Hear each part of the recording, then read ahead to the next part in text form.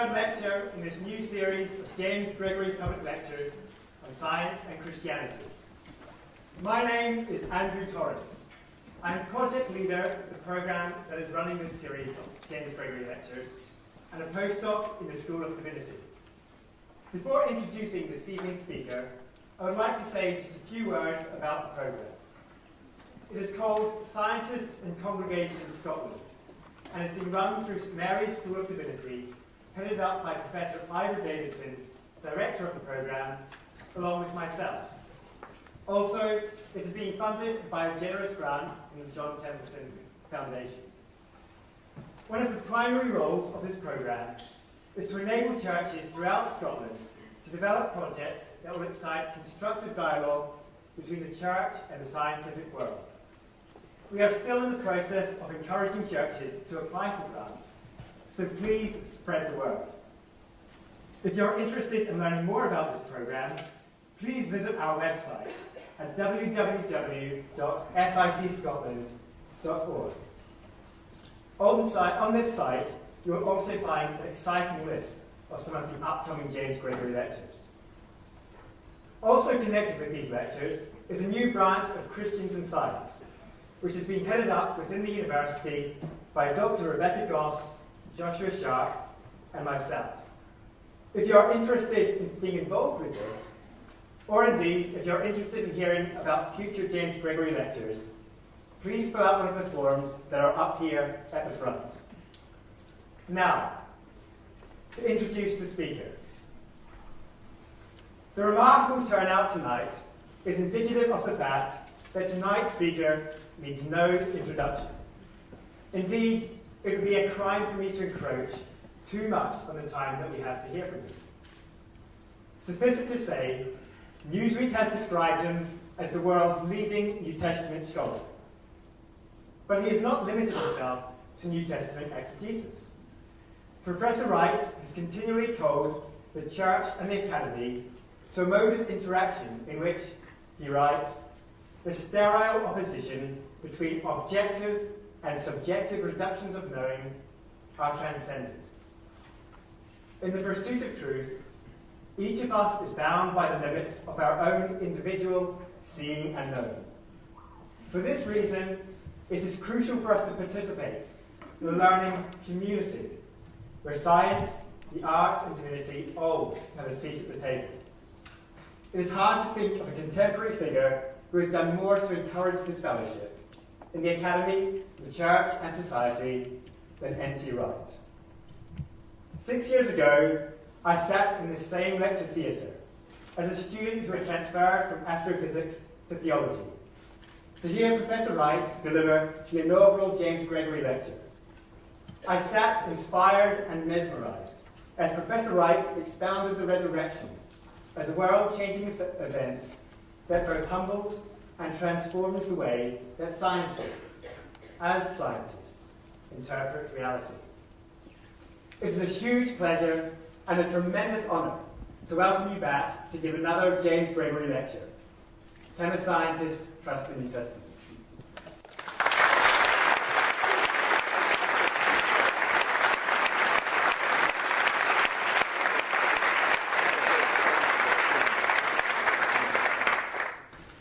Andrew, and thank you all for being here tonight. I am grateful for the invitation to give the James Gregory lecture for the second time after, as was just said, an interval of a little over 6 years. And I begin with the same disclaimer. I am not and have never been, in any strict sense, a scientist. I have engaged in dialogue on issues of science and faith. I've been friends with scientists who've written on theology, like Alistair McGrath and John Polkinghorne and the late Arthur Peacock, and not least one of America's leading contemporary scientists, Francis Collins, probably the only man to possess a guitar with a double helix engraved in mother of pearl up the fretboard. But I remain a historian and a theologian, looking over the shoulder of my scientific colleagues. It would be interesting, I was reflecting, to have a return match, perhaps on the question, can a theologian believe in black holes? But for the moment, we must do what we can. The question this evening assumes, of course, that we know what a scientist is, and also in its second half that we know what it might mean to trust the New Testament. That latter question is more complicated than it looks.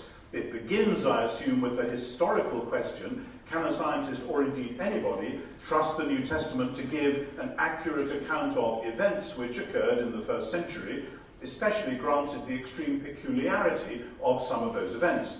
But it goes beyond, because to trust the New Testament is not just like trusting the newspaper to tell me yesterday's football results. The New Testament constantly asks a different kind of question, namely, whether we will trust the God of whom this strange old book speaks. Now, of course, when you ask a Christian theologian to address this question, can a scientist trust the New Testament, there is a boring inevitability to the answer. You know and I know that I'm going to say yes. A scientist can trust the New Testament, but as often with science or maths, the interesting bit is how we get there. Are we simply going to sweep away all possible objections to trusting the New Testament, or are we going to try to engage with them? I've come here tonight to try to engage, or at least to put down some markers for such an engagement. And I shall look forward very much to questions and further discussion at the end, and no doubt, as usually happens these days, in random emails over the following week or two. I know that's a hostage to fortune I can't promise to answer, but it might be interesting. A sentence with the phrase, a scientist, in it is not itself scientific. There are many different types of scientists, the types varying not only with the subject matter, but with the approach. We don't want to go back to the old caricature of a white-coated, wide-eyed researcher working from within an entirely positivist frame of reference, committed to believing nothing that cannot be established by experiment. There are still, however, plenty of people who adopt what seems to be a slightly milder version of this, and I suppose their high priest for the moment still is Richard Dawkins. Such folk often hold a reverse caricature of people of faith, as living in a fantasy world where angels dance on pinheads and there are probably fairies at the bottom of the garden. Let us shed these caricatures and get to business. When we talk about modern Western science, as opposed to, say, to ancient Chinese science or medieval Islamic science, we find ourselves in a world where two different narratives have become twisted together. Sometimes the twisting is so tight that the two stories appear as one, but they remain two different things, and it's important that we separate them, at least in thought. The first of these is straightforward, the second is a lot more complex. On the one hand, there is the continual exploration of the natural world. As new technologies have enabled more fine-grained observation, new evidence has come to light, whether it be through the telescopes which tell us about the furthest stars in the universe, or whether it be the microscopes which tell us about the smallest subatomic particles.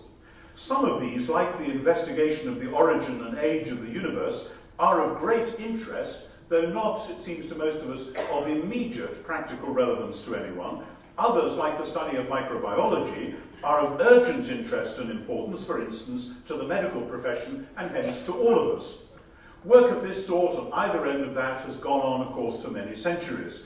Most of those who practiced it before the 18th century, and many who still practice it today, are in one sense or another people of faith.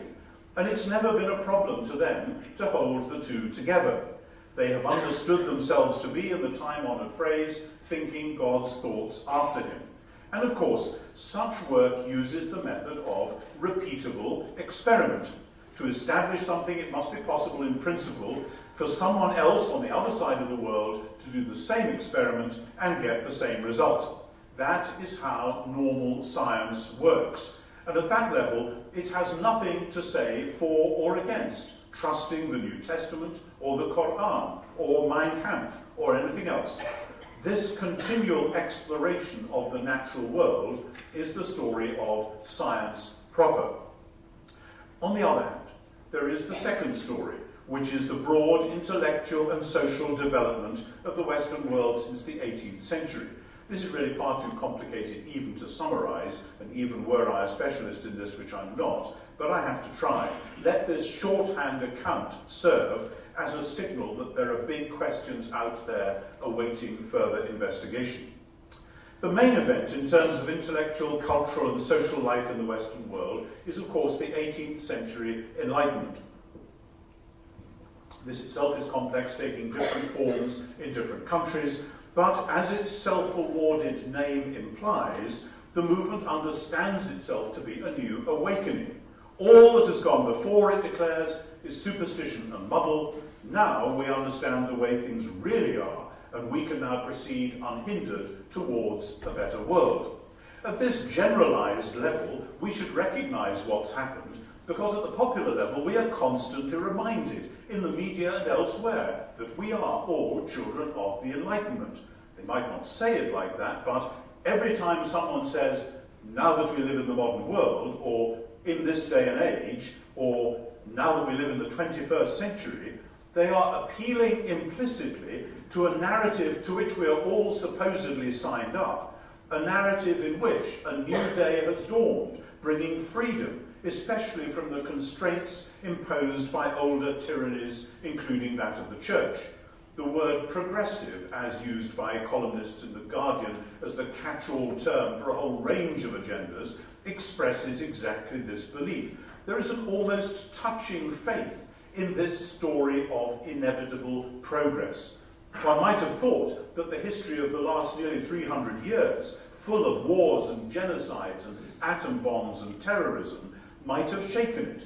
One might have thought that the postmodern critique, showing up the dream of progress to be riddled with corruptions of one kind or another, might have undermined it. Perhaps the real question for today is, can someone in the 21st century still progress? And the answer ought to be clearly no.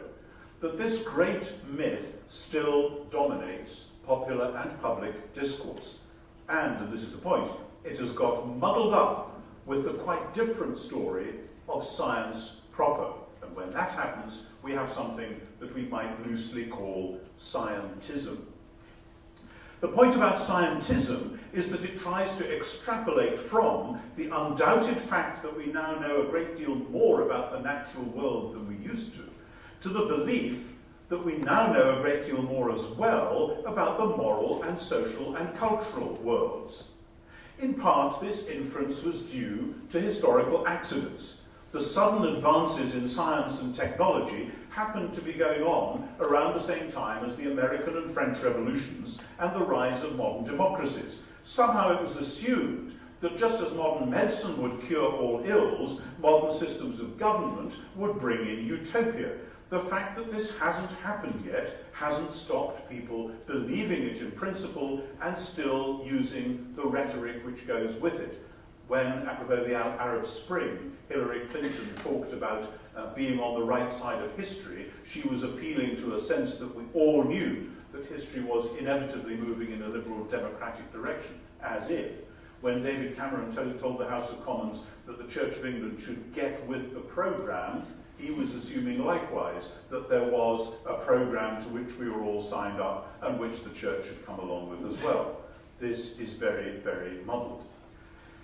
And this is due to a further vital train of thought which has become a central element in the narrative of progress. I refer to the philosophy of Epicureanism, which remains the beating heart of the scientism which is bound up in people's minds with science itself. Now here there's a great irony.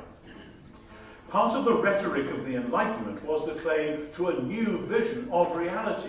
People still talk about it. This was a new saeculum, a new day dawned. But actually at this central point, what was going on was a new lease of life for one of the well-known philosophies of the ancient Roman world. Again, we have to keep this very simple and very brief. In the ancient pagan world, there were, of course, many gods and goddesses. Zeus, Apollo, Aphrodite, and the rest. There they are up there, divine sphere. This is paganism for you. They're continually interfering in our world in unpredictable and dangerous ways. Now, faced with this popular belief, the ancient philosophers came up with alternative accounts of reality. the academics declared that there really wasn't enough evidence to be sure, so one should keep the old religions going to be on the safe side. I used to say, south of the border, that that is not an unknown position in the Church of England, but of course I wouldn't say that here. The Stoics were bolder. They said that divinity pervaded the whole cosmos, humans included. What people perceived as different divine beings and actions were simply manifestations of this underlying divine power. The Epicureans, however, went in the other direction. They said that if the gods existed at all, they were a long way away from our world and took no interest in it whatever. They certainly didn't intervene within it. So how did the world work? Here is the point, which is at the heart of contemporary scientism too. The downstairs world works by itself. Anything that happens, it does itself. It evolves, slowly and gradually, changing this way and that because of the unpredictable swerve in the residual atoms. And it is this philosophy, in new but recognizable forms, that has become the default mode for Western modernism. I sometimes say to the students trying to understand the first century, that in the first century, the default mode for thinking people was Stoicism, but in our century, the default mode is still Epicureanism. And here, in case my colours are not already rather clearly nailed to the mast, we come to the point. The great lie of scientism is to suggest that science has somehow proved Epicureanism. The attraction of Epicureanism is obvious. Who would choose to believe in all those dangerous, cranky pagan gods threatening to invade the world for their own ends, when you could believe instead that the world and the gods, if any, had nothing to do with one another? Better, many thought, to be alone in an unpredictable world than to share that world with unpredictable gods. Much better. Exactly the same argument took hold in Europe after the rediscovery of Lucretius, the basic Epicurean text, in 1417. And the groundswell which began there continued, taking over the deist movements of the 17th century, reaching its peak in the 18th and 19th. Let's be clear. When Charles Darwin went on his famous voyage and wrote his famous book, he found all kinds of things which did more or less demonstrate the high probability of the evolution of species. Like many Christian thinkers of Darwin's day, I have no problem with that whatever. But Darwin's findings were seized on by those who, continuing this much longer narrative, had for quite other reasons wanted to believe that the world simply got on and did its own thing, under its own internal scheme, without any divine intervention. Science was contextualized within and then taken over by scientism. Modern example, Richard Dawkins and his friends put an advertisement on the London buses a few years ago saying, "There's probably no God, now relax and enjoy your life." That's pure Epicureanism, only now with the gods completely out of the picture. Interesting. Why should that mean you can relax and enjoy your life? Because they're thinking still of the older sort of paganism, where gods might be out to get you, they might be angry, whatever. By the way, I love the word probably in that advertisement. They had a long debate about it. They had to put it in case somebody sued them under the advertising standards thing for making a statement that they couldn't prove. It's a very British compromise. So there were other reasons for wanting this. What were those other reasons? Well, for a start, there were the political ones. It's no accident that getting rid of outside intervention and allowing local processes to take their course was popular as the Americans were rebelling against George III and the French were busy guillotining their own royal family.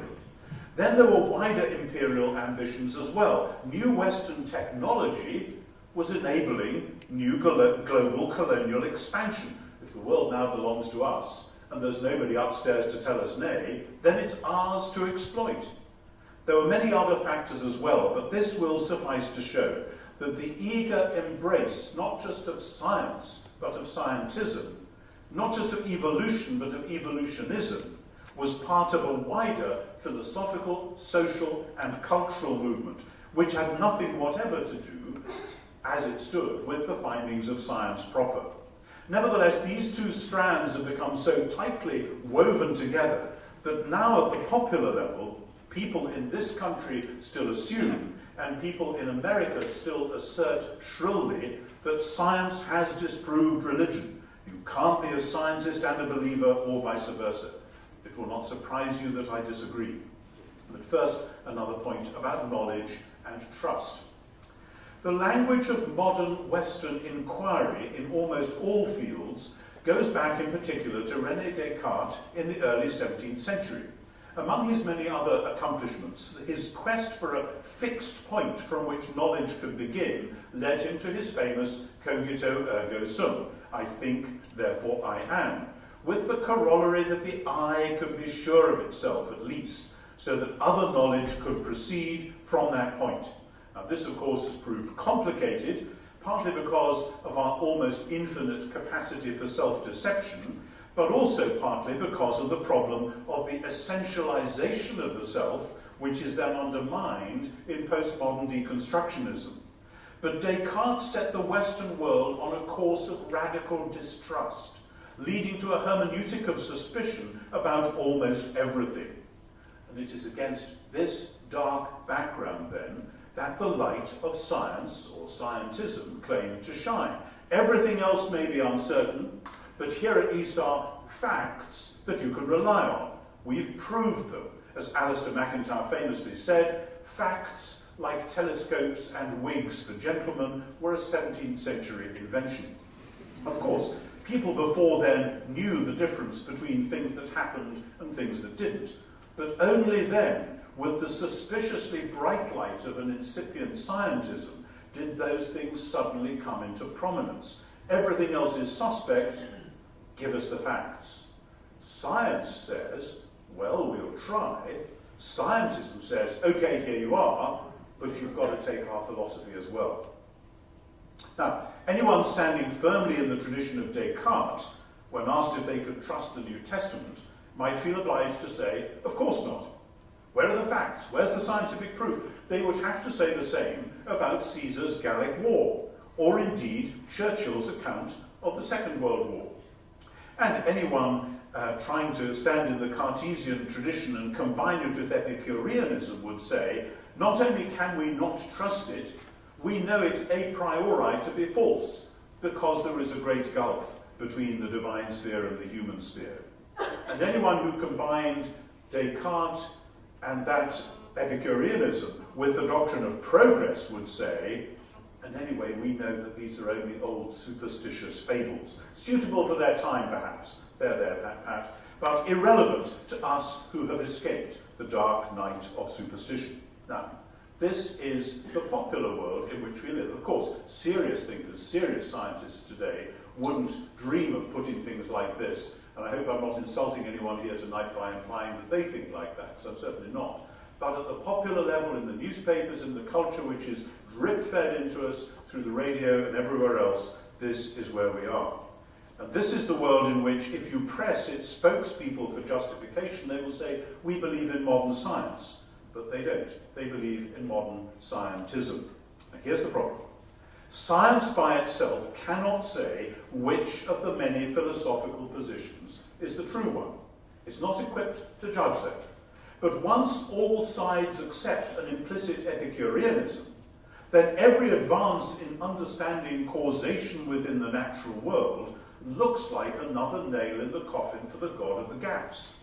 And all this, as I say, was already around in the 18th century, and it prepared the way, not only for Darwin, but for the reception of Darwin. Not just for what he said, that's fair enough, those are the observations, but for the way in which that was then processed and developed, and then for the multiple misunderstandings which have bedeviled subsequent discussion, especially, I have to say again, in America. Now, as I shall shortly explain, the ancient Jewish world, in its classical statements, held to a sophisticated view of reality, which was neither that of paganism nor that of any of the great philosophies. And part of the tragedy of the 18th and 19th centuries in the Western world is that the churches have, by and large, gone along with some version of the prevailing Epicureanism. Very well, they said. If there's a distant God, we will tell you about him, and how from time to time he does, after all, intervene, even though he probably shouldn't. How in particular he sent Jesus across this huge ontological gap to rescue us and take us back home with him. When a Christian witness colludes with either deism or Epicureanism, that's what you get. A detached spirituality in the present, a distant heaven in the future, leaving earth behind, and no reason in the present to work for the improvement of this world either.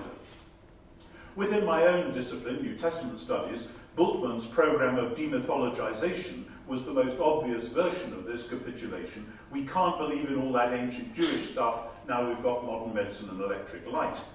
But many would-be conservative teachers have done the same thing, effectively, reducing the promise of new creation to a detached, spiritualized version of itself, and turning the promise of the kingdom of God on earth as in heaven upside down. Instead of the New Jerusalem coming down from above, this vision results in a kind of Gnosticism, in which the citizens of the heavenly city bid farewell to the earth. This, very broadly, is where we are in Western culture. And the results are all around us. When the terrorists flew their planes into the buildings, and on 9/11, the iconic moment in the early 21st century, our leading politicians were reduced to frantically reading the Quran to see what the problem was. Many people have been telling them for a long time that if you took the religious element out of life, you simply wouldn't have a clue what was going on. But they were modern Western people, so they didn't bother, hadn't wanted to listen. Happily, there is now mooted, I saw it just the other day in the paper, a new institute in London to bring together religious thinkers from as wide a spectrum as possible to allow them to contribute together in fresh ways to the common good. That's the sort of thing we need to be doing, it seems to me. Better late than never, and no doubt still resisted by those in our world who like that world to be neat and tidy, utterly explicable in positivist and progressivist terms. And our discussion this evening thus takes place not in a rarefied academic context for those who like abstract questions, but in the real world, where progress already went sour with the Holocaust, where positivism was declared dead by its chief exponent, the late A.J. Ayer, and where Epicureanism has been shown up as what it always was, a convenient philosophical posture for those who could afford it, while those who couldn't suffered the consequences. For consider, the last 100 years of scientific inquiry, at least so far as a rank outside amateur like myself can understand it, has contained massive challenges to the very foundations of what people thought they knew at the end of the 19th century. Whether it be general relativity or quantum mechanics, whether it be Heisenberg's uncertainty principle or Schrödinger's cat, whether it be black holes, dark matter or dark energy, those at the cutting edge of actual science are continually coming back to report to the rest of us that the rumour of solid facts has been greatly exaggerated. As Matt Ridley said in a Times article last week, science is, quote, "Science is not a catalogue of known facts, it is the discovery of new forms of ignorance." That, he said, is the beauty of science. The more you find out, the more you realise what you didn't know. On the voyage of science, we are perpetually citing great continents of ignorance that we did not even know were there, end of quote. Ridley, being what he calls a rational optimist, turns this new ignorance, as his predecessors turned their new facts, against what he calls silly forms of superstition and mysticism, which I strongly suspect means something like traditional Christianity. Now, of course, it will be possible to seize upon this new moment of radical uncertainty and to say, there you are, there were gaps after all. Now we can put God back into those gaps again. That, of course, would be to miss the point once more. The Jewish and Christian traditions never believed in a God of the gaps. It is time to turn to what they did believe in, to show how that came to full flowering in the New Testament, and to assess tonight's question whether and to what extent a scientist qua scientist can trust what we find there. As we do, a word about different kinds of knowing. It's common to make a distinction between science and history. Science studies the repeatable, history studies the unrepeatable. There are, of course, overlaps. Geology is, in a sense, the history of part of the natural world, so in a sense is astronomy. But we tend to use the word science in a strict sense for disciplines which proceed by experiments which can be repeated. And the geological evidence is open to anyone. Anyone with a telescope can look at Jupiter's moons and so on. With history, we are dependent on testimony, sometimes deliberate, as with written accounts, sometimes accidental, archaeological remains and coins and so on. And here, the strict Cartesian, let alone the positivist, ought to have qualms. Can we know what happened in the past, in the same way that we know the composition of a hydrogen molecule? And yet historians claim that there are things we do know, whether it's the collapse of the Berlin Wall in 1989, the fall of Jerusalem in AD 70, or the fact that a young Jewish man called Jesus was crucified by Roman soldiers outside Jerusalem in Passover week, probably in 33 AD, and that very shortly afterwards his erstwhile followers became convinced that he was alive again. As a historian, I can say that we know all this with the knowing appropriate to history, as securely as we know about Jupiter's moons or the composition of the rocks in the Cairngorm Mountains. But there are different types of knowing out beyond both science and history. Here I think we lack the right word. I'll be in the market for suggestions later if you want. Because there are all sorts of areas in which the right brain specializes: music, faith, love, values, beauty, ethics, hope, wisdom, and so on. These are vitally important ingredients of all human life. Humans have always inquired after them and debated about them as much as about science or history. Attempts have been made within positivism to collapse them all into subjectivity. But this, though popular in some ethical debates, will hardly do. Saying that sunset is beautiful or murder is wrong is more, and is almost universally recognized to be more, than saying I like that sunset or I don't like murder. If we have lost our grip on clearer ways of saying such things and justifying them against objectors, that merely shows what happens long term when you live within an implicitly Epicurean culture. The bright light it tries to shine on one level of reality results in dark, confusing shadows elsewhere.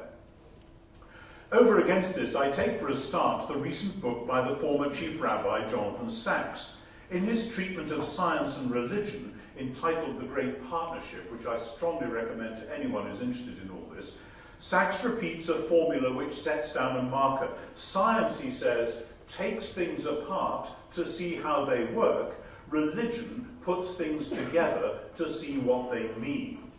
Now, history itself, of course, points in the same direction, because the discipline of history is constantly striving to know not just what happened, but why, and especially the why of human motivation. Why do people want to start the First World War? That's being debated at the moment. Why do people want to drop the atom bomb? Why do people want to launch the Crusades? Why do people want to have Jesus crucified? And with the why comes the question of meaning, slippery though that is. Without the why questions and the meaning questions, science and history alike become dry and bleak. And the point is this: science can only pronounce in its own sphere. It can tell you how to make a bomb, but not whether to drop it or on whom. Wise scientists are aware of their limitations. They will point to other spheres of activity to produce the other dimensions. When I was a very young academic in a Cambridge college, the master of the college, who was a distinguished medic, was faced at dinner with a strange little thing like a micro chicken, I suppose a guinea fowl or something, and the person next to him said, "Now come on, master, you're a medic, tell us how we carve this thing." And he said, "No, I'm not a surgeon, I'm a physician, I can tell you what it died of." That's a wonderful example. He knew what his area of expertise was, and he knew what he couldn't pronounce on. I think we did still manage to eat the wretched thing. Still. But those who believe in scientism, however, will not want to have these limitations. They are hoping for a complete account of reality. And even if that still eludes them, they don't want to admit that there are other spheres of inquiry which have their own integrity. I suggest that there are, and that the trick is to bring them into fruitful conversation with one another. After all, these spheres have essentially the same pattern of knowledge. They all work by hypothesis and verification. The process begins with the raw, unsorted encounter with the world, whether it be with different types of substances or different accounts of what we knew about 2 weeks ago or 2 millennia ago, or with different experiences of beauty and love. If we are content to stay within the randomness of ordinary experience, fine. But the moment we move beyond that, we move to initial hypotheses about how all these things fit together. Philosophers, of course, argue about where those hypotheses come from. That's an entirely other question. And then we test these hypotheses against the data themselves and against any more similar things that may happen along, whether at a formal academic level or at a merely personal level. We come to initial conclusions, which we then modify again in the light of subsequent data. Sometimes we have what Thomas Kuhn famously called a paradigm shift, in which the accumulation of new data which doesn't fit the existing model suddenly tips over and generates a whole new paradigm. I take it that this account of how we know things is common knowledge. All I'm saying at the moment is that the three areas I've mentioned, science and history and the world of religion, culture and art, and all their subdepartments, proceed more or less by this means. It is how we come to know things. It's how we come to know more about things. And when we put these three branches of knowledge together, it is how we come to know both how things work and what they mean. And I think scientists, in fact, know this as well as the rest of us. So the fruitful conversations I have in mind can, I suggest, be found precisely in the ancient Jewish tradition that Lord Sachs represents, and particularly, in my view, the fresh development of it that we find in the life and work of Jesus and the testimony of his first followers. And this is where I turn at last to consider the New Testament itself. And I want to argue, as you might expect, not only that a scientist, qua scientist, can certainly trust the New Testament to tell us the sort of thing it is trying to tell us, but that the New Testament itself articulates modes of knowing which could help us out of the morass of late modern Epicureanism and the progress belief, and into wiser, more humane and holistic ways of thinking and being. So, what might it mean, in the words of our title, to trust the New Testament? Let me first note, in case it trips us up later, that the New Testament actually seldom invites us to trust it, except by implication. It invites us to trust the God of whom it speaks. This could lead us in a false direction. It might be easier to say, if the New Testament is there to tell us about God, don't worry about the history. That would be wrong, because the God of whom the New Testament speaks is precisely the creator God, not a deist or Epicurean absentee landlord. The roots of the New Testament are found in the Jewish world, and in the Jewish world we find neither a God like the pagan gods, nor a pantheist God like the Stoics, nor a detached divinity as in Epicureanism. We find the God who, having made the world, continues in a dynamic relationship with it, and who has called one people, Israel, to be his people for the sake of the world.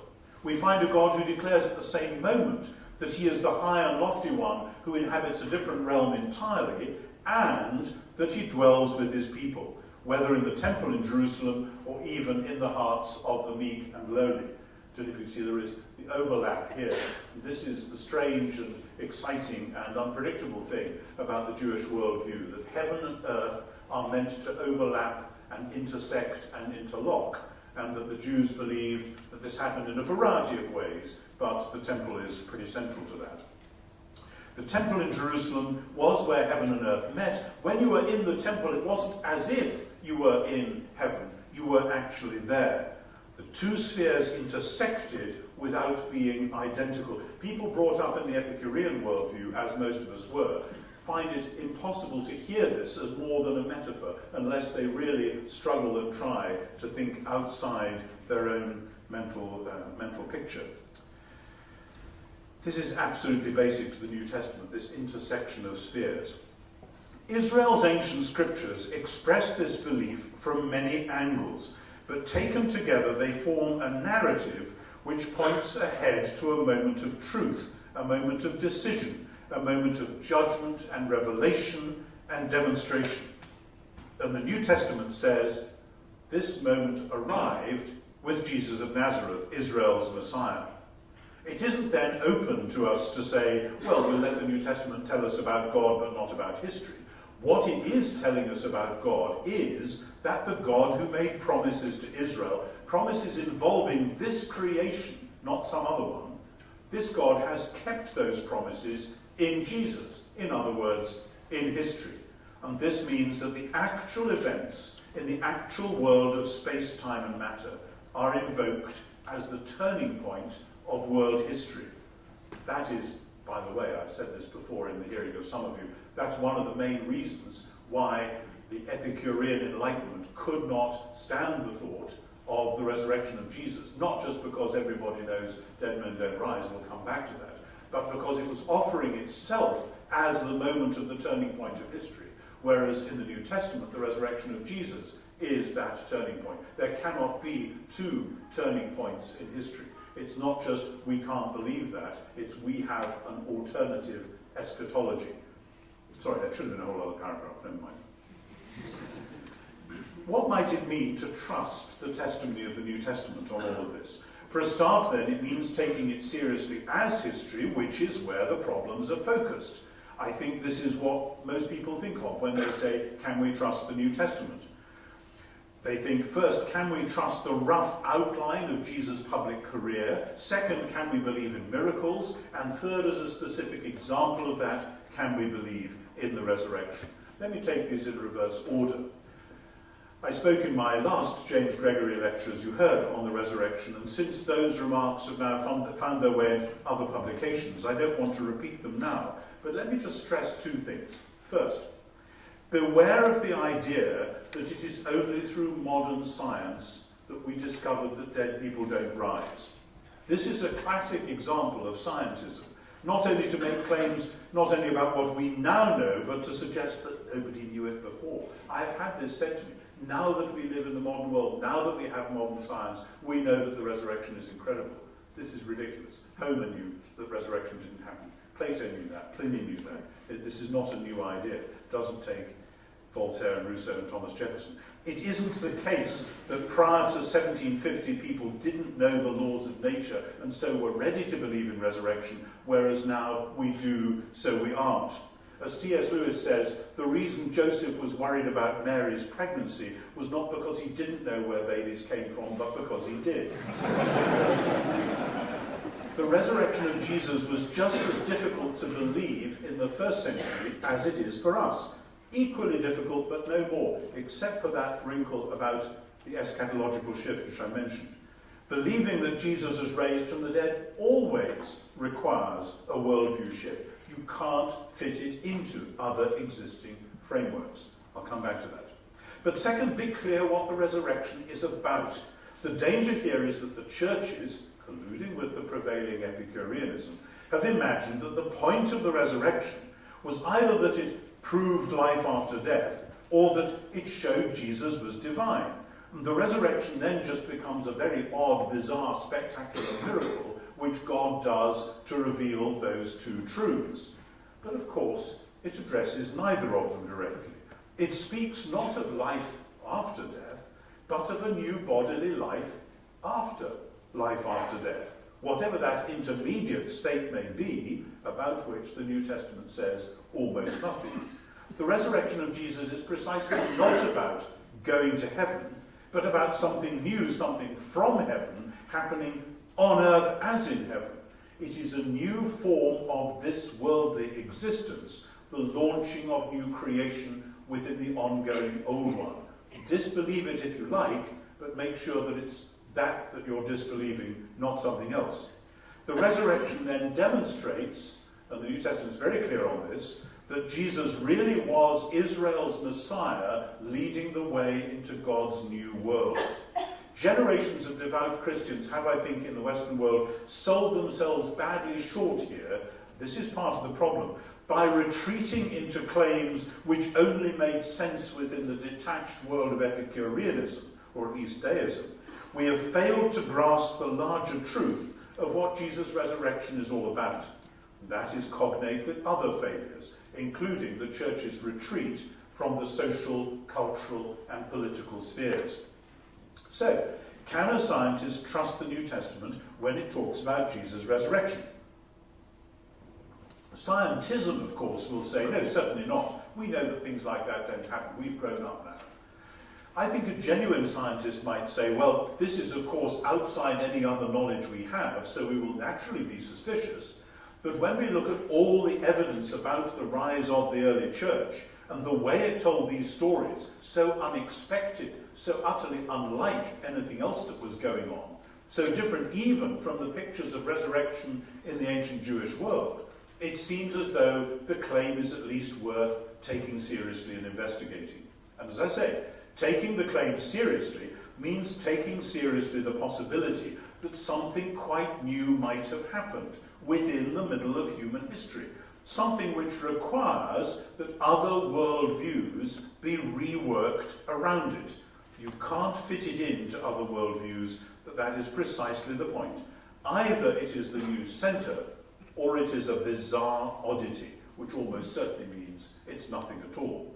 The question of whether you will treat it as the new centre is not a question that can be answered simply by science or simply by history alone. That's where you need all the other levels of meaning to be on the table together. When it comes to the other miracles, I draw attention to the way in which that word has slipped over the years. If you ask someone, do you believe in miracles, they will almost certainly hear that question within a solidly Epicurean framework. You're asking, do you believe that a normally distant or absent divinity occasionally reaches in across the ontological divide, does something strange, and then goes away again? This is often connected in people's minds with the word supernatural. That word had a perfectly good history before the 18th century. It simply drew attention to dimensions of ordinary life which were different from the normal ones that you can touch and see.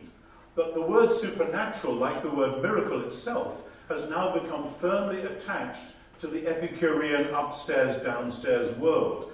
And once you're thinking in that way, saying, do you believe in miracles or do you believe in the supernatural, is almost as bad as, saying you do believe in those things is almost as bad as saying you don't.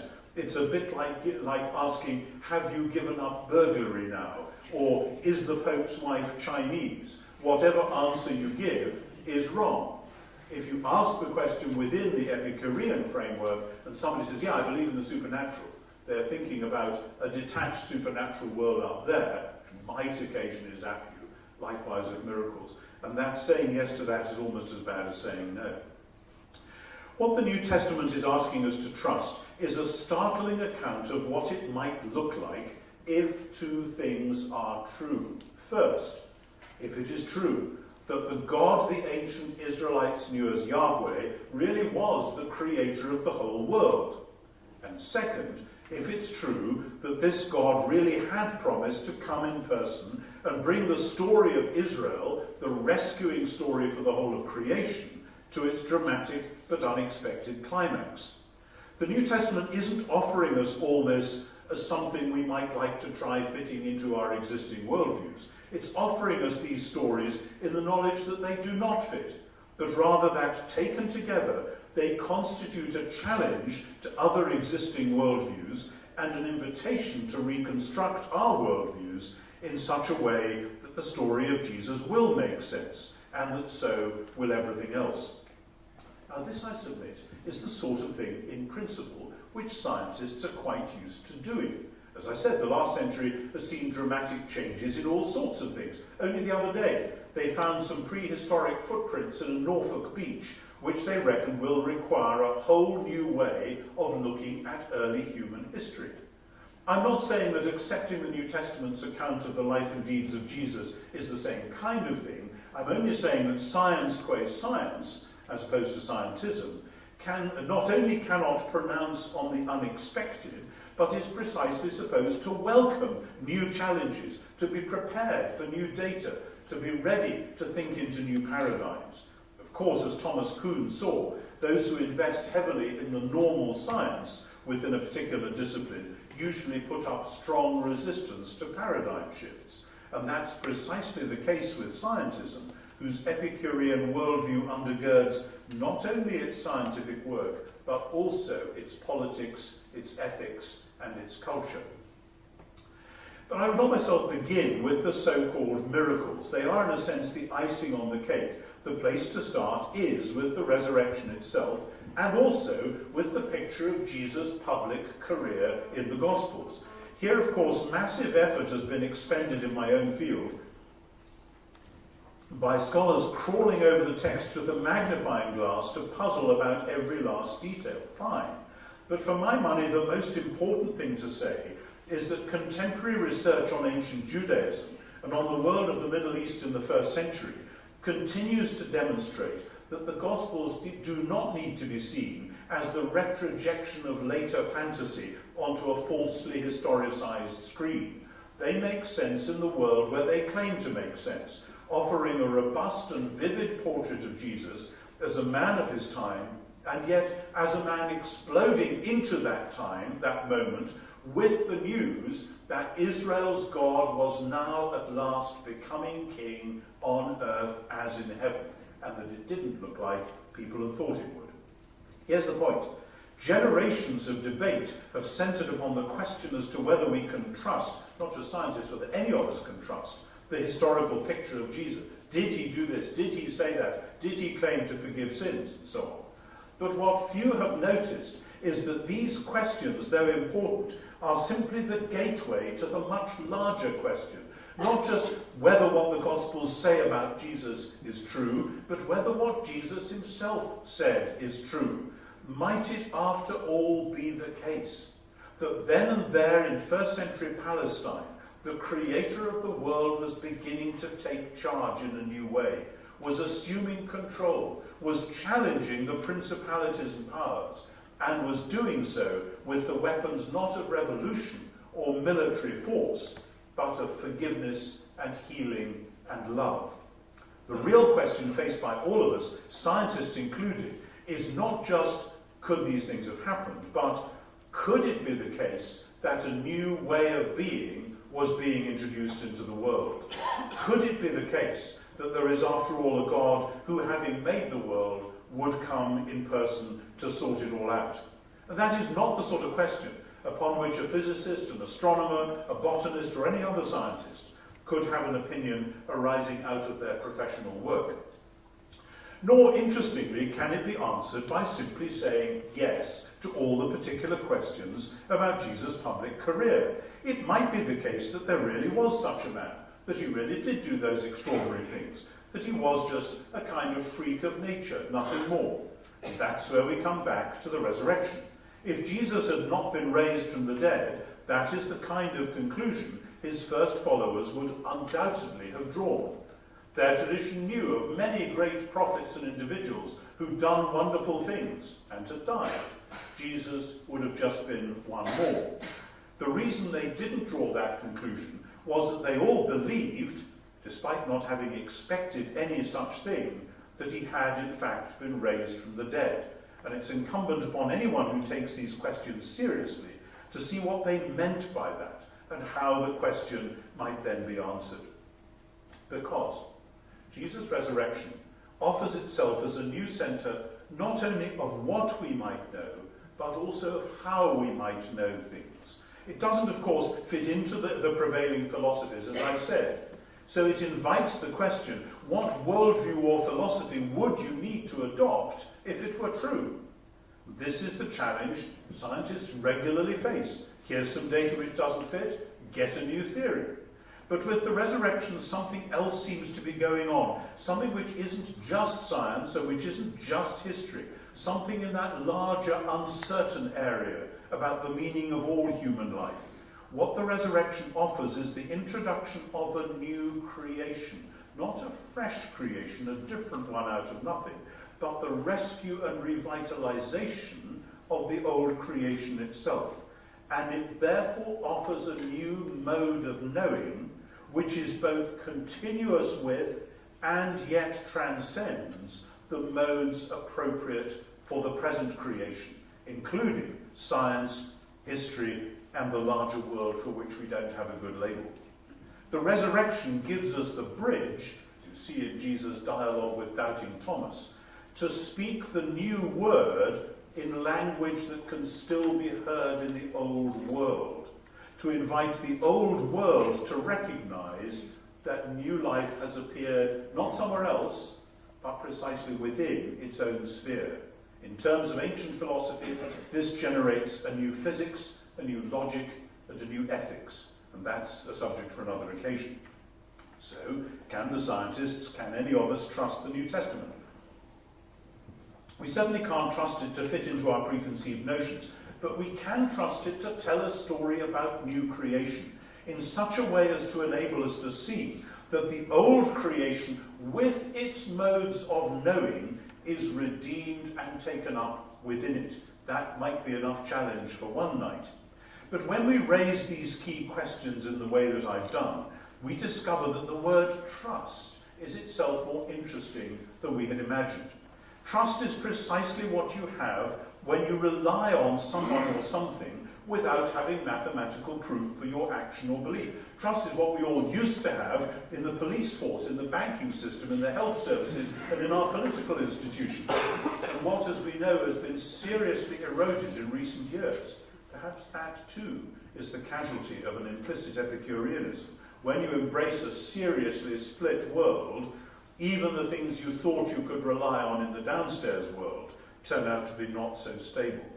In such a world, with questions old and new coming at us from all sides, it would be very odd if anyone, scientist or not, were to try to hide from the challenge of trust by running back to the old model of positivism.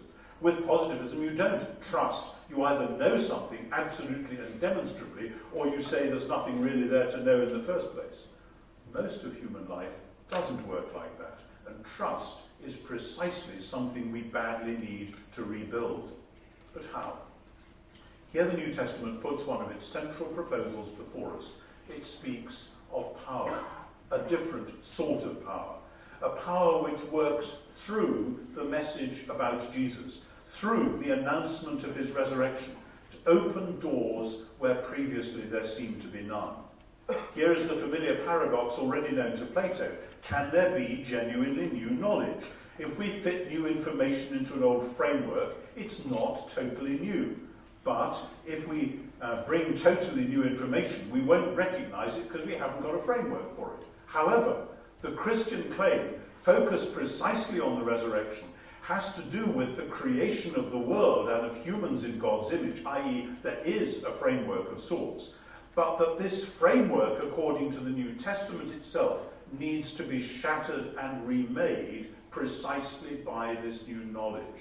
That is what the New Testament is all about. Trusting the New Testament, then, isn't a matter of a cool appraisal, a detached, onlooking point of view, any more than trusting a human being with your money, your life, or your heart is a cool, detached thing. It is a huge risk, like all the biggest things in life. And the New Testament, when you trust it, tells a story which invites not spectators, but participants. The story of a God whose love is so powerful, whose longing to rescue and heal the world is so strong, that he comes in person, in the person of Jesus, and on the cross shatters all our modes of knowing in order to remake them in the resurrection. From one point then, this is totally new. The resurrection doesn't fit, and everybody, including modern scientists, has always known that. From another point of view, what the resurrection and the message about the risen Jesus generates is the new mode of knowing which makes sense of all other modes of knowing. From Thomas the empiricist to Saul the skeptic, the resurrection offered itself not simply as something you might believe out there on the edge of your knowing, by stretching the category of what can I normally know just a bit further. It offers itself, and the New Testament as a whole offers it today, as the thing you will need to put at the centre of a renewed vision of what it means to be human, what it means to be part of this extraordinary world. It is a paradigm shift, to be sure. Scientists ought to be up for that in principle. But the new paradigm is the new version of the ancient Jewish worldview, and that means abandoning our Epicureanism and any other inadequate frameworks, and living with the challenge and the promise of the living Creator God and his inbreaking kingdom. So, can a scientist trust the New Testament? Yes, but, as in many other areas, our notional scientist will face questions and risks which, qua scientists, are off limits. That's not a problem. Not to face those risks would be to stop being human. The problem is that trust is a larger category involving the physical and natural world, the world of history, Jesus' history and our own, and also that larger, hard-to-define category where all the things that really matter are to be found. The question of can I trust this person, this theory, this car, this promise, this God, is not one that can be answered mathematically. If it would, it wouldn't be trust anyway. So to come back to where we began, it isn't a matter of trusting the New Testament itself. The challenge of the New Testament is to discern the picture of God, the strange yet familiar God we see in Jesus, and to learn to trust this God. As we do this, we gradually realize that the way to ask the question is not, can we trust the New Testament and the God of whom it speaks? The question really is, can this God trust us to follow him and make his glory known in all the world? Trust works both ways.